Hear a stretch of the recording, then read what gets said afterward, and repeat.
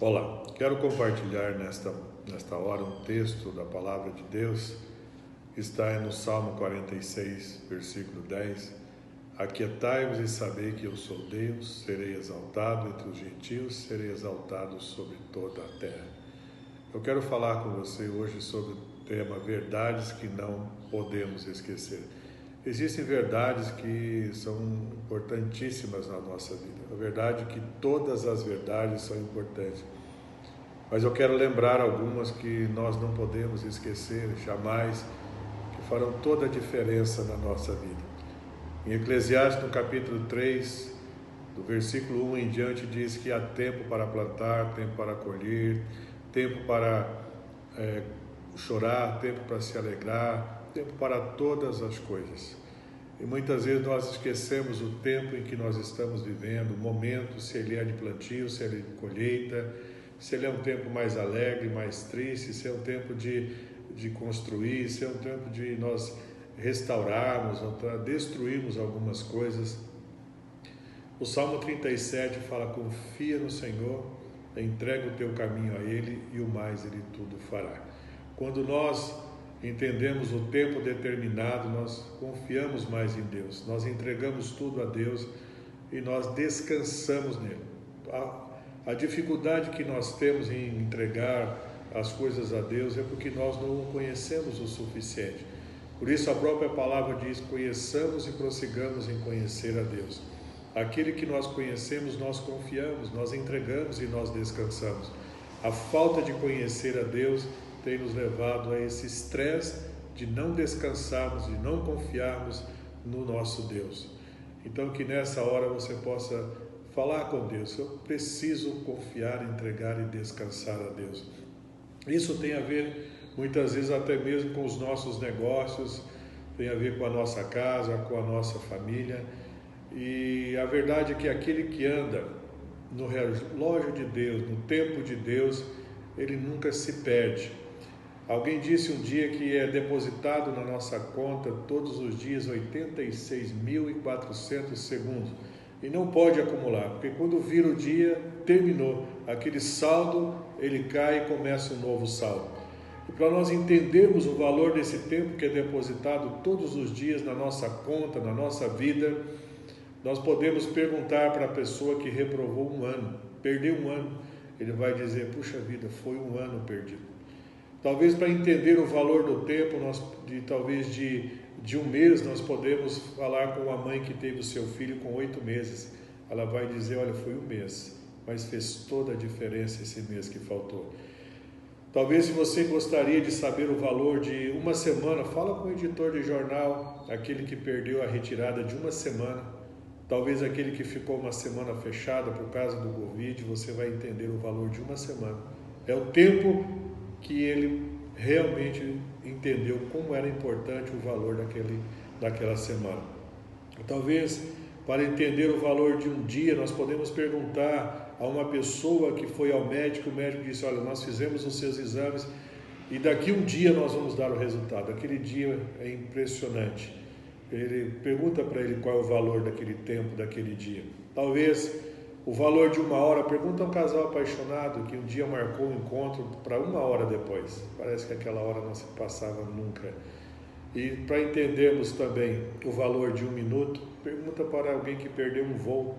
Chegou no aeroporto, chegou no guichê e o avião tinha saído. Um minuto, fechou as portas sem chance de embarcar. Para saber o valor de um segundo, pergunta para aquela pessoa que evitou um acidente. Foi um segundo, pisou no freio rapidamente.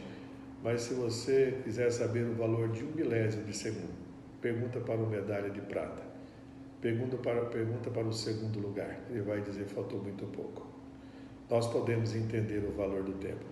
A outra coisa que quero deixar ao seu coração: uma escolha errada pode trazer consequências irreparáveis. Sua vida é o resultado das suas escolhas. Algumas escolhas erradas trazem as consequências. Jonas escolheu fugir, foi por causa da tempestade. Ele causou uma tempestade e Deus trouxe uma situação pela qual ele pudesse retornar. Deus falou, vai para Nínive, ele foi para Tarsis. Sansão escolheu satisfazer os desejos da carne, e acabou sendo escravo, palhaço de seus inimigos. Judas escolheu vender Jesus, 30 moedas de prata.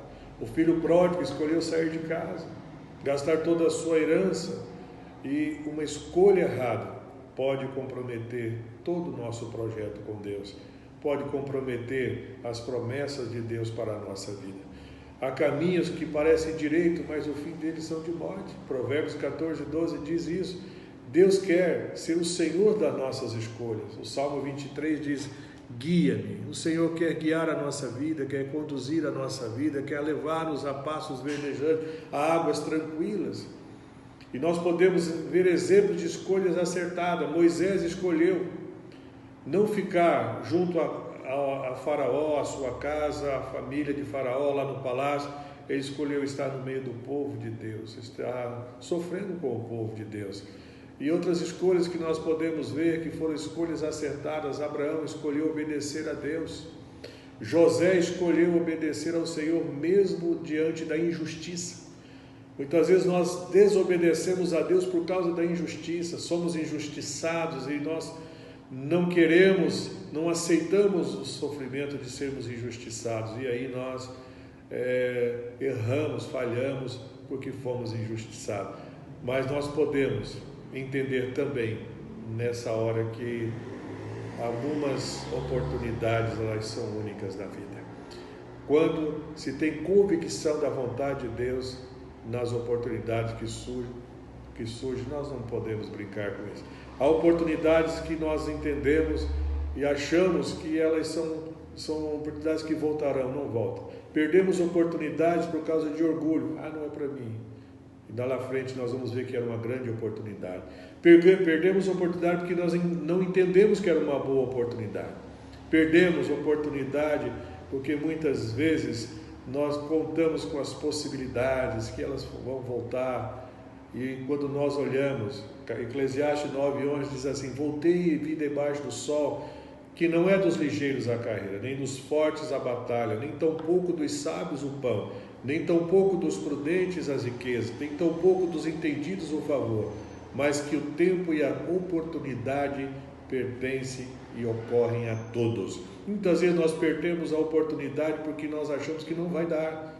Mas o que nós lemos nesse texto é que todos nós temos a oportunidade. Nem sempre os ligeiros vencem, nem sempre os mais valentes vencem, nem sempre os mais sábios conseguem resultado. Nós podemos, e a oportunidade é dada a todos.